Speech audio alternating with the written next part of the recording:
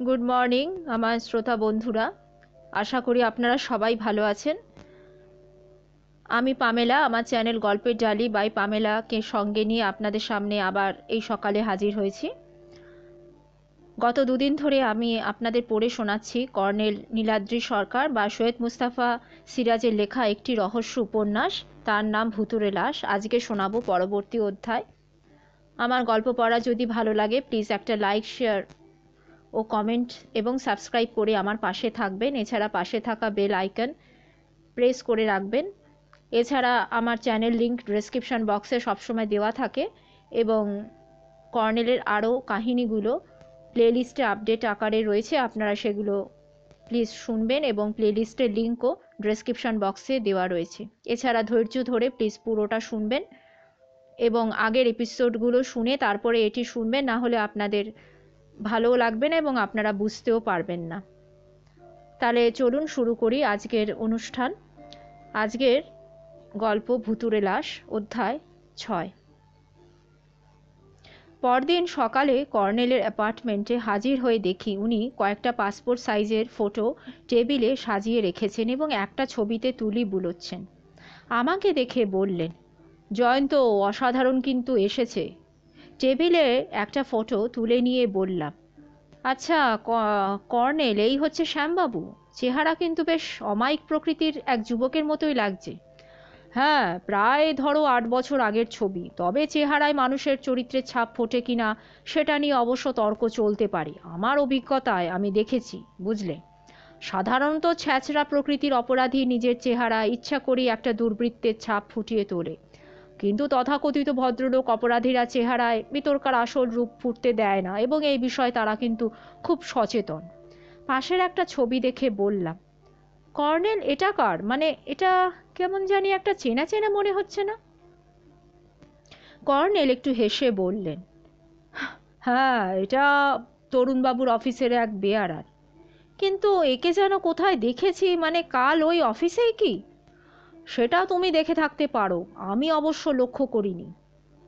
তা এর ছবি আপনি কেন তুললেন? আসলে কাল তরুণবাবুর অফিসে আমি একে লক্ষ্য না করলেও গ্রুপ ফটো দেখে আমার বেশ চেনা লাগছিল, তাই এর ছবিটা আমি তুলেছি। ছবিটা তুলে নিয়ে দেখতে দেখতে আমি বললাম, না, আহ, তো আশ্চর্য, একে আমি কোথায় কোথায় আমি দেখেছি। না, না কর্নেল, ওই অফিসে তো নয়, মানে অন্য কোথাও। কর্নেল আস্তে আস্তে বললেন, হুম, তাহলে আমি নিঃসন্দেহ হলাম জয়ন্ত। কি ব্যাপারে? তুমি আর আমি, আমাদের দুজনের যখন চেনা লোক লাগছে তখন এ সেই লোকটাই বটে, তবে ভূত নয়, জলজ্যান্ত মানুষ। কর্নেল, হ্যাঁ মনে পড়েছে, বরমডিহির সেই পোড়ো বাড়িতে লণ্ঠন হাতে যে লোকটা নিজেকে ভোলা বলেছিল। কর্নেল আমার কথার উপর বলে উঠলেন, হ্যাঁ সেই বটে। মানুষের চেহারা 40-এর পর 50 বছর পর্যন্ত খুব একটা বদলায় না। তবে না, উত্তেজিত হয়েও না, তুমি মুখ বুজে থাকো। লোকটা এখনো তরুণবাবুর অফিসে কাজ করছে কিনা একবার একটু খোঁজ নেওয়া দরকার। আচ্ছা, আপনি কর্নেল শ্যামবাবুর ছবিটা কেন রিটাচ করছেন?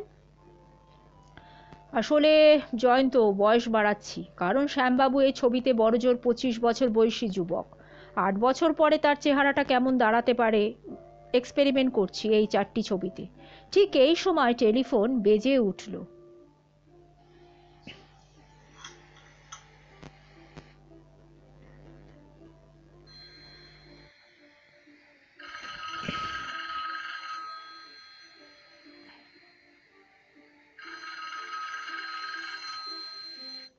কর্নেলের ছবি এবং তুলি রেখে নিজেই ফোন ধরলেন। বললেন, হ্যাঁ কর্নেল নীলাদ্রি সরকার বলছি। না না মিস্টার মুখার্জি, আমি রাগ করিনি, আমার অনুতপ্ত হওয়ার কোনো কারণও নেই। আচ্ছা, ঠিক আছে, অবশ্যই যাব। না না, আমি কথা দিচ্ছি, হ্যাঁ 11টা থেকে 11:30টার মধ্যে পৌঁছে যাব। না, আপনাকে গাড়ি পাঠাতে হবে না। আচ্ছা, হ্যাঁ ধন্যবাদ, রাখছি। আমি বললাম, অ্যাডভোকেট ভদ্রলোক মনে হলো।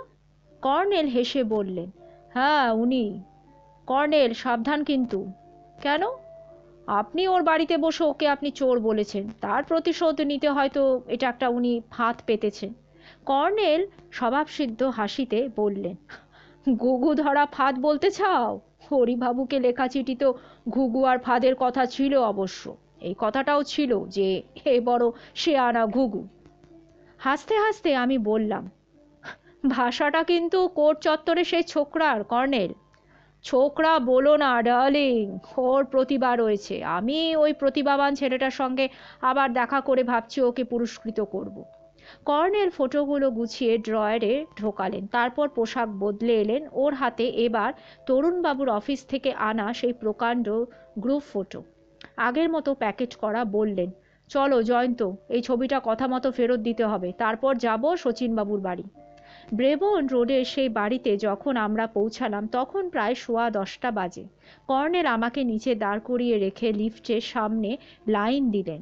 বাড়িটাতে অজস্র কোম্পানির অফিস। দেখলাম অনেকে লিফটের লাইন দেখে পাশের সিঁড়ি বেয়ে উঠে যাচ্ছে।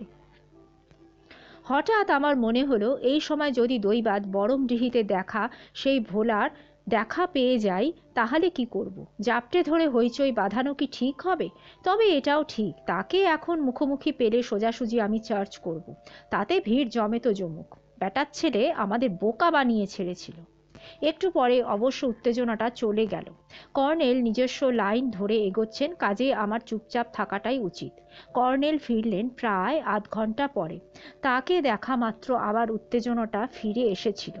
ফুটপাতে নেমে আমি জিজ্ঞাসা করলাম, আচ্ছা কর্নেল, ওই 2 নম্বর ভোলাকে আপনি দেখলেন তরুণবাবুর অফিসে?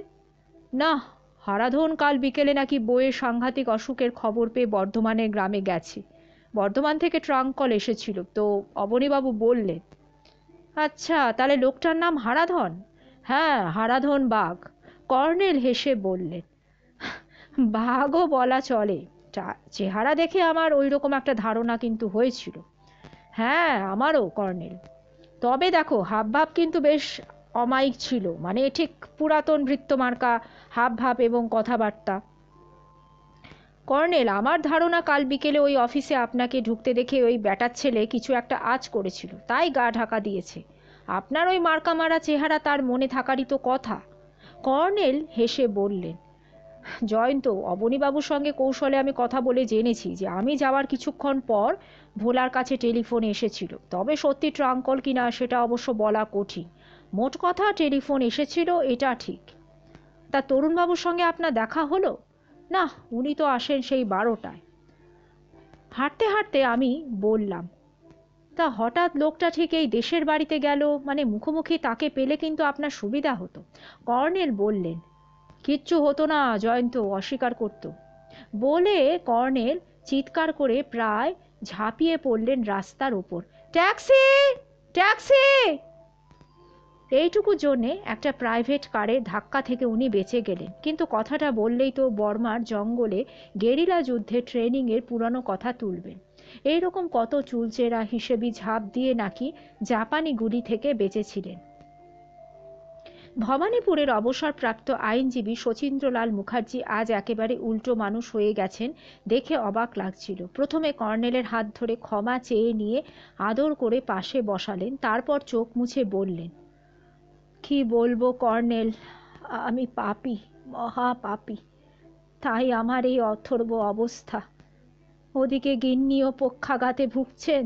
আমার মনের অবস্থা কি আপনাকে বলে বোঝাবার নয় কর্নেল। কর্নেল বললেন, না, আমি বুঝতে পেরেছি, আর পেরেছি বলেই আবার আপনার কাছে আমি আসতে কিন্তু দ্বিধা করিনি। শচীনবাবু এবার চাপা গলায় বললেন, আপনি বিচক্ষণ মানুষ, আমি প্রথম দিনই টের পেয়েছিলাম। আপনি কাল ঠিকই বলেছেন, কার্যত আমি নিজের বিগ্রহ নিজেই চুরি করেছিলাম। কিন্তু সেটা যে এমন একটা সাংঘাতিক রিস্কের ব্যাপার, ওটা আমার মাথায় আসেনি। আমি তো ভাবতেই পারিনি ওই হারামজাদা হরি বোকামো করে বসবে। দেখুন কর্নেল, আমার প্ল্যানটা ছিল সোজা। আফটার অল তরুণের দেহে আমার বাবার রক্ত রয়েছে। আমি ভেবেছিলাম যে বিগ্রহ এক বাড়ি থেকে আরেক বাড়িতে যাবেন এবং পুলিশ সকালে গিয়ে ওটাকে উদ্ধার করবে, তরুণও ফেঁসে যাবে। শচীনবাবু বলে কপালে করাঘাত করলেন। কর্নেল আবার বললেন, আসলে রিস্কটা আপনি যত তুচ্ছ ভেবেছিলেন ততটা তুচ্ছ কিন্তু ছিল না। হ্যাঁ, পরে ওটা বুঝলাম। তখন ক্রোধান্ধ হয়ে একটা প্ল্যান আমি ছকেছি। মনে হয়েছিল যে গৃহদেবতা তো আবার সকালেই ফেরত পাবো। আচ্ছা, হরিবাবুর ওপর আপনার বেশ একটা গভীর বিশ্বাস কিন্তু ছিল, এটা দেখেই সেটা বোঝা যাচ্ছে। হ্যাঁ কর্নেল, সেটা তো ছিলই। যদি বলেন এখনো কি নেই, আছে। কারণ আমি মানুষ চিনি, সারা জীবন আদালতে আমি আসামি জেরা করে কাটিয়েছি, ক্রিমিনাল দেখলেই আমি বুঝতে পারি। তাছাড়া হরি একটু সাদাসিধে ধরনের গোবেচারা টাইপের লোক, খুব পরিশ্রমী। সকাল 8টায় কাজ করতে আসতো, রাত 10টা, কোনো কোনো দিন রাত 11টা পর্যন্ত থেকে যেত। আমি মানুষ চিনি কর্নেল সাহেব, হরিকে আমি অবিশ্বাস করতে পারি না। তাছাড়া আমি অনেকবার প্রমাণও পেয়েছি হরির টাকা পয়সার ওপর লোভ সেরকম কিছু নেই। মনে মনে বললাম, "হুঁ, আপনি ঘোড়ার ডিম চেনেন, হরির তরুণবাবুর চর ছিলেন।" বিরক্ত হয়ে কর্নেলের দিকে তাকালাম, ভাবলাম হরিবাবুর চরিত্র ফাঁস করে দেবেন শচীনবাবুকে। কর্নেল বললেন, হরিবাবু তো আপনার মতোই সদ্ব্রাহ্মণ, ওর ঘরে আপনার গৃহদেবতার ফটো আমি দেখেছি বাধাই করা রয়েছে। আইনজীবী আবেগে বললেন, আসলে আমি আমার সমস্ত কর্মচারীকেই 1 কপি করে গৃহদেবতার ফটো বাধাই করে দিয়েছিলাম। আচ্ছা, হরিবাবুর ঘর থেকে ওর মামাতো ভাই শ্যামসুন্দরবাবু বিগ্রহ চুরি করে পালিয়েছিলেন, এটা আপনি জানেন তো? হ্যাঁ, হরি বলেছিল, ওর মুখ দেখে মনে হয়েছিল যে ও সত্যি কথাই বলছে। কিন্তু তাহলে আপনি ওকে বরখাস্ত করলেন কেন? ওই যে তরুণের বাড়ি গিয়েছিল সেই জন্যে, ওর আত্মীয়র চাকরির চেষ্টায় গিয়েছিল, সেটা অবশ্য আমি বিশ্বাস করেছিলাম কর্নেল। কিন্তু আমার রাগ হয়েছিল যে তরুণকে কেন ও সাধতে গেল। কর্নেল হেসে বললেন, আপনি কাল আমাকে বলেছিলেন যে বিগ্রহ চুরির জন্য আপনি যাকে যাকে সন্দেহ করেছিলেন তার মধ্যে কিন্তু হরিও ছিল। শচীনবাবু কর্নেলের হাত চেপে ধরে ভিজে গলায় বললেন, কর্নেল, কালকের কথা আপনি প্লিজ ভুলে যান। আজ আমি কনফেস করার জন্যে আপনাকে আমি ডেকেছি, আর আমার একটু কৌতূহলও হয়েছে। প্লিজ কর্নেল সাহেব, গোপন করবেন না। তরুণী কি বিগ্রহ উদ্ধারের জন্য আপনাকে অ্যাপয়েন্ট করেছে? না, আমি তো আপনাকে আগেই বলেছি, যেখানে আমি রহস্য দেখি আমি সেখানেই ছুটে যাই, ওটা আমার একটা হবি। তাহলে আপনার হাত ধরে বলছি, আমার গৃহদেবতাকে প্লিজ আপনি উদ্ধার করে দিন। হ্যাঁ, আমি চেষ্টা করব, তবে দেখুন আপনার সহযোগিতা কিন্তু আমার চাই। আপনি পাবেন, আমার সহযোগিতা আপনি সব সময় পাবেন। কর্নেল একটু থেমে আবার বললেন, আচ্ছা মিস্টার মুখার্জি, বরমডিহির সন্ধানীরের চাবি কার কাছে রয়েছে? আসলে বরমডিহির জুডিশিয়াল ম্যাজিস্ট্রেটের কাছেই আছে। সুপ্রিম কোর্টের পক্ষ থেকে তো মামলার মীমাংসা না হওয়া পর্যন্ত বাড়ির দায়িত্ব ওনাকেই দেওয়া হয়েছিল, কিন্তু খবর পাই উনি কিছুই দেখেন না। কি বলবো, শুনে কষ্ট হয়, কিন্তু কি করব বলুন। আচ্ছা, বাড়ির নিচে কখানা ঘর? ওই 10খানা। কর্নেল আবার জিজ্ঞাসা করলেন, আর দোতলায়? দোতলাতেও 10টা। কর্নেল আমার দিকে তাকিয়ে রইলেন। আমি বললাম, পিওর ম্যাথ, মানে বিশুদ্ধ গণিত মনে হচ্ছে। শচীনবাবু বললেন, গণিত মানে? কর্নেল বললেন, না আসলে মিস্টার মুখার্জি, জয়ন্ত ভালো অঙ্ক কষতে পারে তো তাই ও বলতে চাইছে। শচীনবাবু তার কথার ওপরেই বলে উঠলেন, আসলে বাবা ছিলেন সে আমলের নামকরা আর্কিটেক্ট। বরমডিহিতে আপনি যত কোর্ট কাছারি পুরনো সরকারি বাড়ি দেখছেন সবই ওর নকশায় তৈরি। জয়ন্তবাবু ঠিকই বলেছেন, অঙ্ক কষে বাবা বাড়ির নকশা তৈরি করতেন। আপনি লক্ষ্য করে থাকবেন যে বাড়িটা ইংরেজি এল প্যাটার্নের, বারান্দাটাও তাই। তো বাবা আমার জন্যে বাড়িটা তৈরি করেছিলেন, তার প্রমাণ হচ্ছে জীবদ্দশায় দেউড়িতে আমার নেম প্লেটটা লাগানো হয়েছিল, এখনও তো অক্ষত রয়েছে। তখন তরুণ কোথায়? আচ্ছা, ভোলা নামে একজন লোককে সন্ধানীরের কেয়ারটেকার তো আপনি রেখেছিলেন কি, তাই তো? হ্যাঁ, কিন্তু আপনি যে ভূত প্রেত দেখেছিলেন, না না সেটা ভোলা নয়, আপনি তো আমাকে বলেছিলেন। তা আচ্ছা, ভোলা কত বছর আগে মারা গিয়েছিল? এই বছর দুয়েক হয়ে গেল।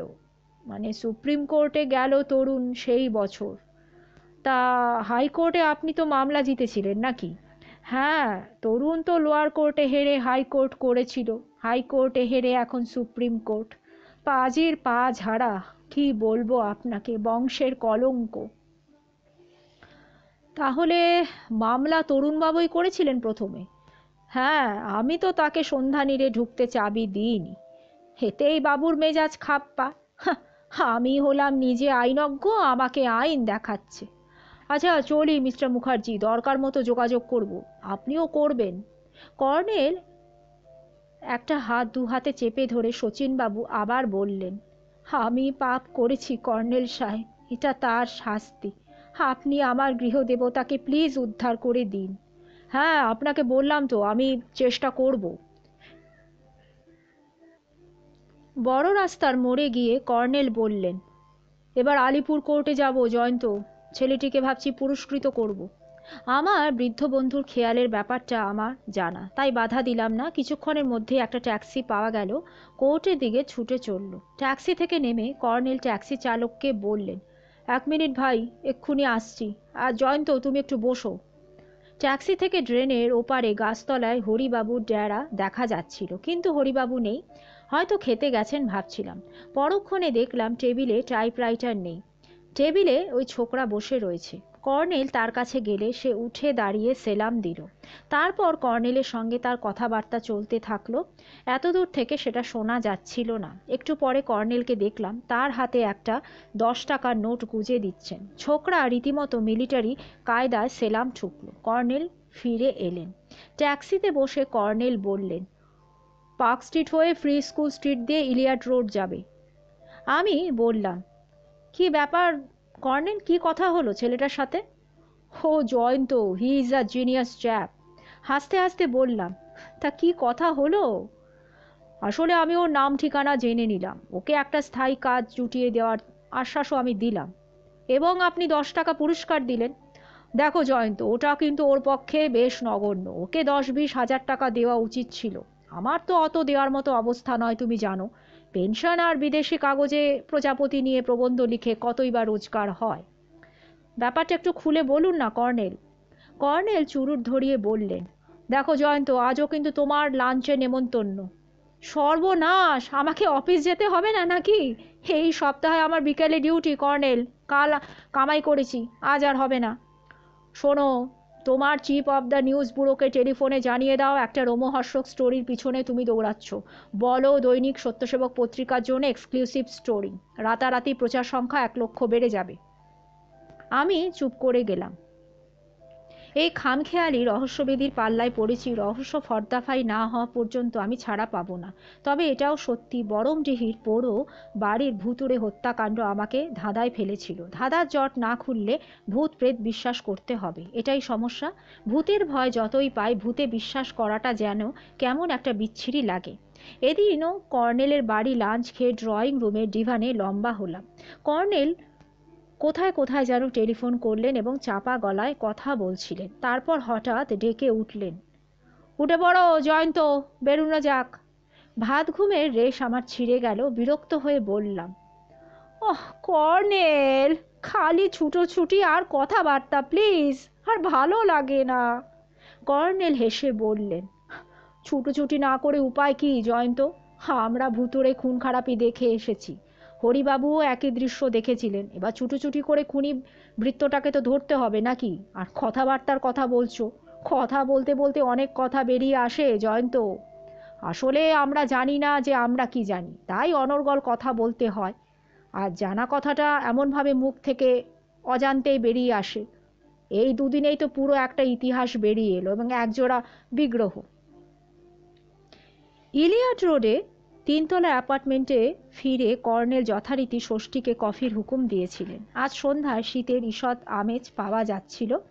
কলকাতায় ডিসেম্বরের গোড়ায় শীতের চেহারা পুরো দেখা যায় না, যদিও বহু লোক গায়ে সোয়েটার জ্যাকেট চড়ায়। কফি খেতে খেতে কর্নেল বললেন, দেখো জয়ন্ত, 2 ভাইয়ের 1 ভাই কোনো একটা গুরুত্বপূর্ণ কথা কিন্তু আমার কাছে গোপন করেছে। শচীনবাবু কিংবা তরুণবাবু, যে কোনো একজন হবে। সেই গোপন কথাটা আমি জানতে পারলে এই রহস্যটা ফাঁস করা সম্ভব। কিন্তু প্রশ্ন হলো যে ওনারা ইচ্ছা করে গোপন করেছেন, না ওনারা জানেন না যে এটা আমার কাছে একটা ইম্পর্ট্যান্ট ব্যাপার হয়ে দাঁড়াতে পারে। আমি জিজ্ঞাসা করলাম, তা গোপন কথাটা কি হতে পারে বলে আপনার ধারণা? শ্যামবাবুর হত্যাকাণ্ড।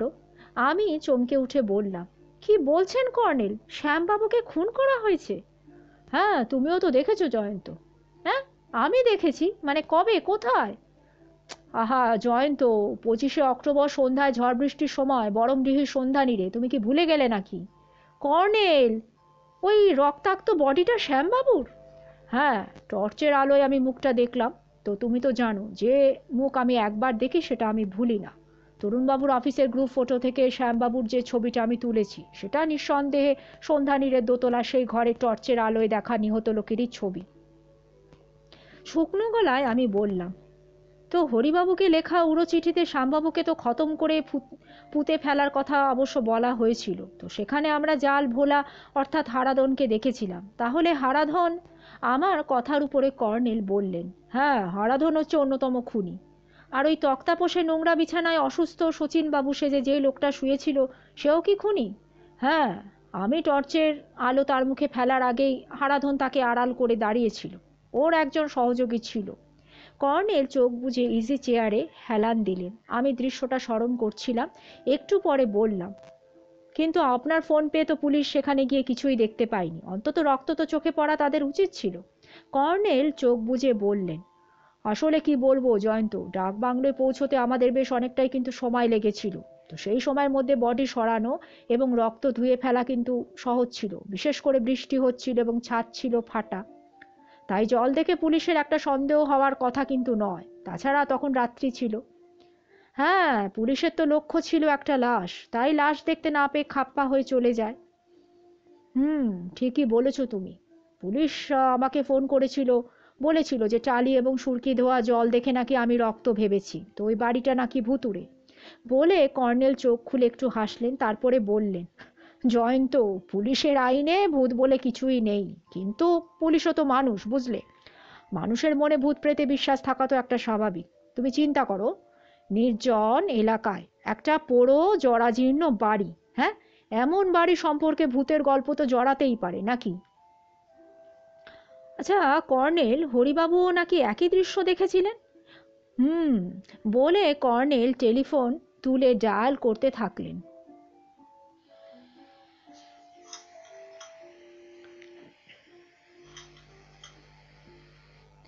একটু পরে বললেন, মিস্টার এস এল মুখার্জির সঙ্গে একটু কথা বলতে চাই। হ্যাঁ বলুন, কর্নেল নীলাদ্রি সরকার কথা বলবেন, জরুরি কথা। বলে কর্নেল কাঁধে টেলিফোন আটকে রেখে নিভে যাওয়ার চুরুট ধরালেন। কিছুক্ষণ পর বললেন, হ্যাঁ মিস্টার মুখার্জি, আপনাকে একটু বিরক্ত করছি। আপনি গৃহদেবতা তো ফেরত চান? না না, আমি তার সন্ধান এখনো পাইনি, আপনার সহযোগিতা একটু চাইছি। হ্যাঁ প্লিজ, আমার একটা প্রশ্নের একটু সঠিক জবাব দিন। আচ্ছা, আপনি কি হরিবাবুকে বিগ্রহ উদ্ধার করে দিতে বলেছিলেন? ও আচ্ছা, বলেননি? হ্যাঁ, হ্যাঁ প্লিজ রিপিট। ও, অনুতপ্ত, হ্যাঁ সেটা তো হতেই পারেন। হ্যাঁ স্বাভাবিক। আপনি, ও আচ্ছা, কিন্তু আপনি কি ইচ্ছা করে কথাটা আমাকে জানাননি? ও, ও আচ্ছা, আপনার কাছে গুরুত্বপূর্ণ মনে হয়নি। আচ্ছা, দাঁড়ান মিস্টার মুখার্জি, একটা প্রশ্ন আছে। শ্যামবাবু মানে হরিবাবুর যে ওই আত্মীয়, তা খুন হওয়ার কথা আপনি কি জানেন? ও, ও আচ্ছা, জানেন না? হ্যাঁ হ্যাঁ, আমি দেখেছিলাম রক্তাক্ত একটা লাশ, হ্যাঁ ওটাই, হ্যাঁ। আচ্ছা হ্যাঁ, ঠিক আছে, রাখছি। বলে কর্নেল টেলিফোন রাখলেন। উত্তেজিত হয়ে পড়েছিলাম। আমি বললাম, কি বললেন? কর্নেল চোখ কটমটিয়ে বললেন, বরমডিহি। জয়ন্ত, তার মানে? মানে আমরা আজ রাতের ট্রেনে বরমডিহি যাচ্ছি, শীতটা ওখানে বড্ড বেশি। গরম জামা কাপড় সঙ্গে নেব, তুমি চিন্তা করো না। দুপুরে পূর্ব রেলে ফোন করে আমি ফার্স্ট ক্লাসে দুটো বার্থ রিজার্ভ রাখতে বলেছি। 10টা 35-এ কিন্তু ট্রেন। তুমি যাও, এখনই গিয়ে রেডি হও। আমি তোমাকে ট্যাক্সিতে কিন্তু তুলে নিয়ে হাওড়া স্টেশনে একেবারে চলে যাব। হাড় কাঁপানো শীতের সকালে বরমডিহি রেল স্টেশনে যখন ট্রেন থেকে নামলাম, তখনও চারিদিকে গাঢ় কুয়াশা। অধ্যায় 7। কয়েক হাত দূরে কিছু দেখা যায় না। কর্নেল হনুমান টুপি পরেছেন, তাই ওর দাড়ি ঢেকে গেছে এবং মুখের খানিকটা মাত্র দেখা যাচ্ছিল। সম্ভবত এখন এটাই ওর ছদ্মবেশ। একটা ওভারকোটও উনি চাপিয়েছেন গায়ে। প্রকাণ্ড শরীর আরও প্রকাণ্ড দেখাচ্ছে। পিঠে আটকানো বোচকা এবং হাতে সুটকেস। গলায় ঝুলন্ত বাইনোকুলার ওভারকোটের ভেতর লুকিয়ে রয়েছে। আমার মাথায় টুপি এবং আষ্টে পিষ্টে জড়ানো মাফলার। পুরো জ্যাকেটের ভেতরেও শীতে ঠান্ডা হিম থাবা টের পাচ্ছি। কর্নেলের পরামর্শে পশমে দস্তানা পরেছি, হাতে একটা হালকা সুটকেস। বরমডিহি একটা হিল স্টেশন, পাহাড় দুভাগ করে রেল লাইন চলে গেছে। পাড়ের গায়ে জঙ্গল, কুয়াশায় ঢাকা। অক্টোবরে আমরা এখানকার নৈসর্গের অন্য রূপ দেখে মুগ্ধ হয়েছিলাম। ডিসেম্বরের সকালে এখানকার নৈসর্গের জন্যে অন্য রূপ দেখে আমরা ভড়কে গেলাম। এর চেয়ে দার্জিলিং, কালিম্পং অনেক আরামদায়ক, যদিও সেখানে বরফ পড়ে। এখানে বরফ পড়ে না, কিন্তু এ কি বিচ্ছিরি ঠান্ডা! এই সাংঘাতিক ঠান্ডার মধ্যেও কি ভিড়! কর্নেল হনুমান টুপির আড়াল থেকে বললেন, ওহ জয়ন্ত, শীতেও মুন লেক ট্যুরিস্টদের কিন্তু বড় আকর্ষণ। এই সময় কালো দৈত্যের উপদ্রব হয় না, তবে বেশিরভাগই বাঙালি পিকনিক করতে আসে আশেপাশের শিল্পাঞ্চল থেকে। সমস্ত হোটেল, ট্যুরিস্ট লজ, সরকারি বাংলো বেশ গিজগিজ করে। কলকাতার বাবুদের বাড়িগুলো ভাড়া দিয়ে কেয়ারটেকাররা এই সময় কিন্তু প্রচুর কামিয়ে নেয়। আমি উদ্বিগ্ন হয়ে বললাম, ওহ কর্নেল, প্রচণ্ড শীত তো, কিন্তু আমরা উঠবো কোথায়? তরুণবাবুর বাংলো বাড়িতে। তরুণবাবু মানে কোন তরুণবাবু? আহা জয়ন্ত, তোমাকে যখন আমি তরুণবাবু বলছি তখন তো তোমার বোঝা উচিত যে একজন তরুণবাবুই তো আছেন যাকে তুমিও চেনো। আমি অবাক হয়ে বললাম, মানে শচীনবাবুর ভাই তরুণবাবু? ওর এখানে একটা বাংলো বাড়ি রয়েছে নাকি? হ্যাঁ, থাকাটা তো স্বাভাবিক। বইমাত্র দাদা ওকে পৈতৃক বাড়িতে উনি ঢুকতে দেননি। কাজে বিত্তমান ছোট ভাই ক্ষোভে দুঃখে এবং জিদ করে এখানে একটা সুদৃশ্য বাংলো বাড়ি তৈরি করেছেন, এটাই স্বাভাবিক। কিন্তু তরুণবাবুর সঙ্গে আপনার এ ব্যাপারে কখন কথা হলো? কাল দুপুরে, তুমি যখন ঘুমোচ্ছিলে তখন টেলিফোনে কথা হয়েছে। কর্নেল হনুমান টুপির আড়ালে হাসলেন এবং চোখে কৌতুকের হাসি জল করে উঠল। বললেন, দাদাকে চিট করার জন্য তরুণবাবু কিন্তু সব সময় তৈরি। কাজে আমি সেই সুযোগটা নিয়েছি আর কি। এবার দেখা যাক ঝুলির ভেতর থেকে কার বিড়াল বের হয়। তা আপনি কি ওকে বলেছেন যে শ্যামবাবুরই রক্তাক্ত লাশ আপনি দেখেছেন? হ্যাঁ বলেছি। সেটা শুনে উনি, যাক এ সমস্ত কথা এখন আর নয়। যা অবস্থা দেখছি যানবাহন মনে হচ্ছে আর পাবো না, পায়ে হেঁটে যেতে হবে। তা বাংলো বাড়িটা কোথায় কর্নেল, মানে কত দূর? এখান থেকে প্রায় ধরো 3 কিলোমিটার তো হবেই। শচীনবাবুর ওই বাড়ির উল্টো দিকে কিছুটা দূরে একটা টিলার মাথায়। বাড়িটার নাম হচ্ছে হিলটপ। তরুণবাবু জিদ করে আস্ত একটা পাহাড়ি কিনে ফেলেছিলেন। সেই কনকন ঠান্ডায় কুয়াশায় বাদিকে নতুন টাউনশিপ এবং বাজার এলাকা ছাড়িয়ে আমরা যে রাস্তায় মোড় নিলাম সেটাই বরমডিহি জাহানাবাদ রোড। সৌভাগ্যক্রমে একটা খালি ট্রাক পাওয়া গেল। ট্রাকটা একটা কাঠগোলা থেকে সবে স্টার্ট দিয়ে রাস্তায় উঠেছিল। ট্রাক ড্রাইভারও যে এই মরশুমে বেশ কামিয়ে নেয় সেটা বুঝলাম। 50 টাকা হেঁকেছিল, 30-এ রফা হলো। তখন 30 টাকা অনেক টাকা, কিন্তু আজ কি করা যাবে আর? কর্নেল যেটা পারেন আমার পক্ষে তা সম্ভবই নয়। মিলিটারি রোগ, তার ওপর এই বয়সেও গায়ে সাংঘাতিক জোর। এদিকে ওইটুকুনি হেঁটেই আমি ভিজে বেড়ালছানা হয়ে গিয়েছি। কুয়াশার মধ্যে হেডলাইট জেলে ট্রাকটা সাবধানে যাচ্ছিল। প্রায় আধ ঘন্টা পরে ড্রাইভার বলল, আপ ক্যা বোলা সাব, হিলটা বাংলো বোলা না, উতারিয়ে। টাকা মিটিয়ে দুজন নামলাম। ততক্ষণে কুয়াশাটা মিটে গেছে। সূর্যের চেহারা বিবর্ণ হলুদ থালার মতো এবং মাঝে মাঝে কুয়াশার প্রবাহ চলেছে। ট্রাকটা চলে গেল। কর্নেল পা বাড়িয়ে বললেন, জয়ন্ত, তোমার দুর্ভাগ্য, হাঁটতে হবেই। কেন কর্নেল? মনে হচ্ছে 8 কিলোমিটার এগিয়ে এসেছি। ওই তো, হ্যাঁ ওই তো মুন লেক যাওয়ার রাস্তা। খাপ্পা হয়ে আমি বললাম, ট্রাক ড্রাইভারটা তো মহা পাজি। না, আসলে ওর কোনো দোষ নেই। আমিও তো কুয়াশায় কিছু দেখতে পাচ্ছিলাম না। চলো ওই মুন লেক রোড দিয়ে ঘুরে শর্টকাট করি। ওই রাস্তার উত্তরে হিলটপ বাংলো। সেবার বাইনোকুলারে দূর থেকে আমি দেখেছিলাম। কর্নেল হাঁটতে হাঁটতে বললেন, এসো জগিং করা যাক বরং, তাহলে ঠান্ডাটা কেটে যাবে। Come on Jayanta. বলে সত্যি উনি জগিং করতে শুরু করলেন। অগত্যা আমিও শুরু করলাম, কিন্তু সুটকেস হাতে জগিং বা দৌড় করা অত সহজ কাজ নয়। পাথর, ঝোপঝাড়, উঁচু গাছের জঙ্গল। একবার হোঁচট খেয়ে পড়তে পড়তে তো সামলে নিলাম, দ্বিতীয়বার হোঁচট খেয়ে পড়েই গেলাম। কর্নেল আমাকে টেনে তুললেন। কিছুক্ষণের মধ্যে কুয়াশা মোটামুটি কেটে গেল। হিলটপ বাংলো কর্নেলের বাইনোকুলারে ধরা পড়ল। তারপর কি করে যে চড়াইবে বাংলোর গেটে পৌঁছলাম কে জানে। কর্নেল হয়তো একটা আস্ত চুম্বক।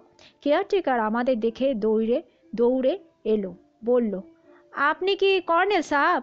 নমস্কার স্যার।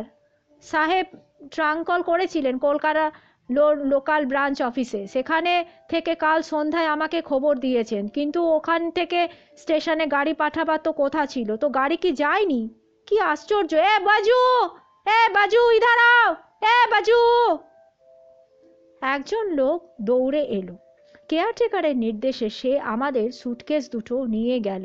কর্নেল সহাস্যে বললেন, না, গাড়ি গিয়েছিল, তবে গাড়ি সম্ভবত সাদা দাড়ি খুঁজছিল এবং দাড়ির দর্শন যথারীতি পাইনি, কারণ দেখছই তো, দাড়িটা ঢাকা ছিল।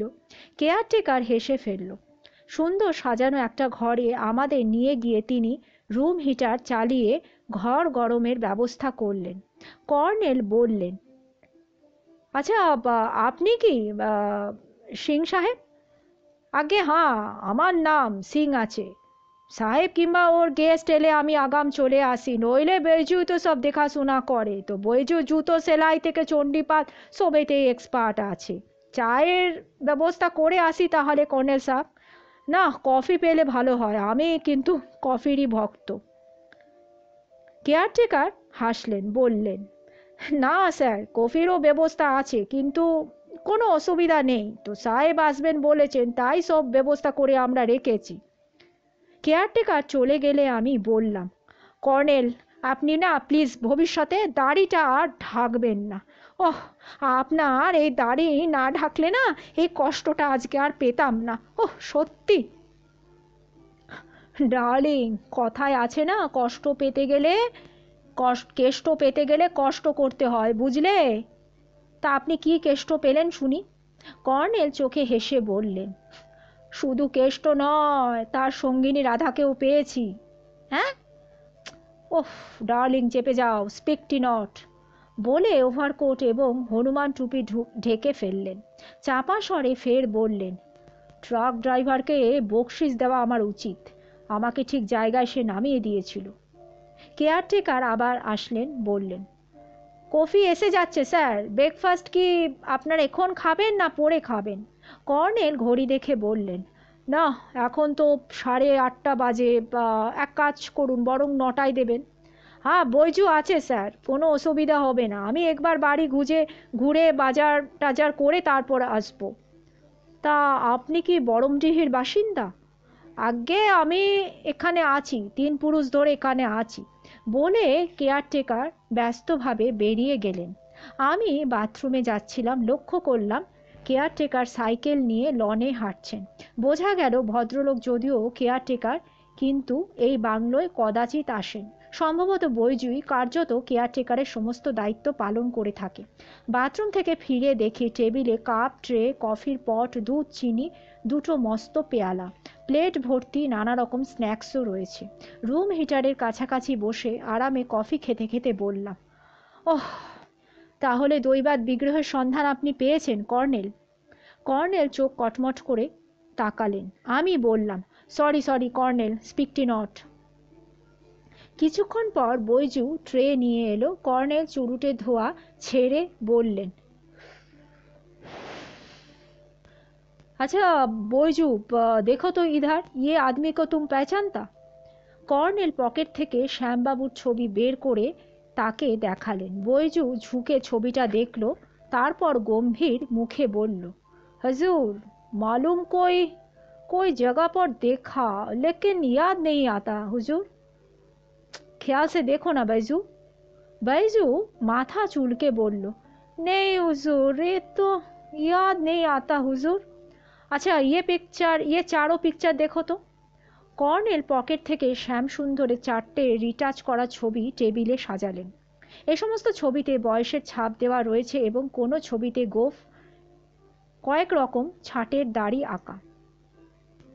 বৈজু ঝুঁকে ছবিগুলো দেখছিল।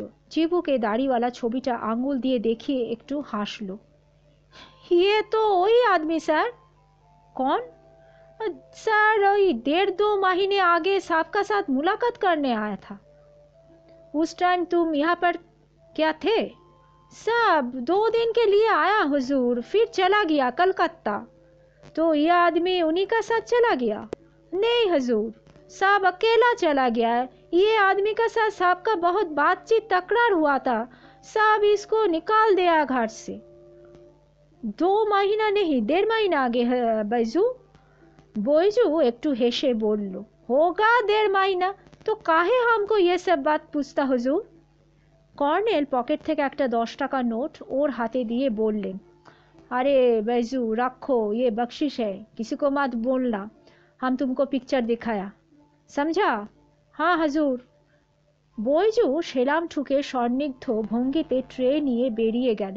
আমি বললাম, তাহলে তো কর্নেল দেখা যাচ্ছে তরুণবাবু আপনাকে অনেক কথা গোপন করেছেন। মানে অক্টোবরে শ্যামবাবুর সঙ্গে তরুণবাবুর এখানে দেখা করার একটা কথা ছিল এবং দেখাও হয়েছিল, সেটা তো স্পষ্ট বোঝা যাচ্ছে। সম্ভবত বিগ্রহের দরদাম নিয়ে একটা তর্কও হয়েছিল, বেশি হয়তো দাম চেয়েছিল, দাম চাওয়ায় চটে গিয়ে তরুণবাবু তাকে ঘর থেকে বেরও করে দিয়েছিলেন।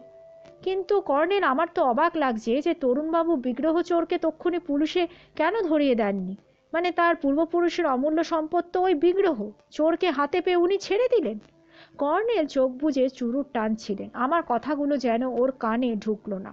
হঠাৎ চোখ খুলে বেমক্কা হাঁক দিলেন, बैजू बैजू इधर आओ तो। बैजू কিচেনের দিক থেকে সাড়া দিল। তারপর তেমনই সন্নিগ্ধ ভঙ্গিতে আড়ষ্টভাবে ঘরে ঢুকে সেলাম দিল। কর্নেল বললেন, बैजू और एक पिक्चर देखो तो। উনি এবার পকেট থেকে জাল ভোলা ওরফে হারাধনের ছবি বের করে দেখালেন। बैजू কাচুমাচু হেসে বলল, हजूर ये तो सांप का साथ कलकत्ता से आया था, सांप का साथ चला भी गया, इसका नाम हराधन। हाँ हजूर, सांप का नकर उक्कर होगा, लेकिन बोले से हाथ जोड़ करे बोल, हजूर मुझे मालूम नहीं पड़े काहे आप ये सब बात पूछता, हम गरीब आदमी हजूर, नौकरी चला जाएगा तो भूख से मर जाएगा साहब, नौकरी चला जाएगा मेरा। কর্নেল আরেকটা 10 টাকা নোট ওর হাতে গুজে দিয়ে ওকে আশ্বস্ত করে বললেন, नहीं बैजू तुम चिंता मत करो, कुछ नहीं होगा, जाओ तुम जाओ अभी। बैजू আড়ষ্টভাবে ঘর থেকে বেরিয়ে যাচ্ছিল। কর্নেল আবার হিন্দিতে বললেন, শুনো बैजू, আচ্ছা তোমার সাহেব থাকার সময় কি এখানে কালো দৈত্যের কোনো উপদ্রব হয়েছিল? बैजू যা বলল তার বাংলা হচ্ছে, হ্যাঁ হুজুর, পরের দিন সাহেব কলকাতা ফিরে গিয়েছিলেন। কর্নেল আপন মনে বললেন, 26শে অক্টোবর তরুণবাবু কলকাতা ফিরে যান। हजूर नहीं नहीं नहीं, तुम जाओ बैजू, तुम जाओ, हाँ तुम सोचो मत। बैजू চলে গেল। কর্নেলকে গম্ভীর দেখাচ্ছিল। বাইনোকুলার হাতে বাইরের বারান্দায় গেলেন। বাইরে ততক্ষণে রোদ ফুটে উঠেছে। একটু পরে বারান্দায় গেলাম, দেখলাম লনে দাঁড়িয়ে বৃদ্ধ প্রকৃতিবিদ বাইনোকুলারে কিছু একটা দেখছেন। জায়গাটা উঁচু বলে চারিদিকে বহু দূর থেকে দেখা যাচ্ছে। পূর্ব দিকে গাছপালার ফাঁকে একটা চওড়া পিচের পথ দেখতে পেলাম। তারপরে চোখে পড়ল, হ্যাঁ ওই তো সেই পোড়ো দোতলা বাড়িটা, অত দূর থেকে যেন হিংস্র চোখে তাকিয়ে রয়েছে। কঙ্কালের মতো ভয়ঙ্কর একটা বাড়ি। কর্নেল হঠাৎ ঘুরে একটু হেসে বললেন, বাইনোকুলারে ভুতুড়ে বাড়িটা কি দেখবে জয়ন্ত? না, আপনি দেখুন, ব্রেকফাস্টের সময় হয়ে এলো, খেয়ে নিয়ে বরঞ্চ বেরোবো। তুমি ঝটপট। আমি বললাম, না কর্নেল, আমি ঘুমোবো। কর্নেল হেসে বললেন, জয়ন্ত, তোমার মনে যে প্রশ্নগুলো এসেছে আমার মনেও কিন্তু এসেছে, তবে এখন এই নিয়ে মাথা ঘামানোর অর্থ হয় না। তরুণবাবু আসুন, তারপর আশা করি আমরা ব্যাখ্যা পেয়ে যাব। ওর এখানে আসার উদ্দেশ্য আমাকে ব্যাখ্যা দেওয়া এবং বইমাত্র দাদাকে চিট করা। এক ঢিলে উড়ি দুই পাখি মারতে চান। Wait and see. আপনি বলছিলেন যে বিগ্রহের খোঁজ আপনি পেয়ে গেছেন, মানে কোথায় কিভাবে পেলেন? সমস্যা হলো জয়ন্ত, কখন আমার মুখ দিয়ে একটা কথা বেরিয়ে যায় এবং তুমি সেটা নিয়ে কিন্তু বড্ড বেশি চিন্তা ভাবনা করো। ওটা একটা আইডিয়া। আহা কর্নেল, খুলে বলতে অসুবিধাটা কি?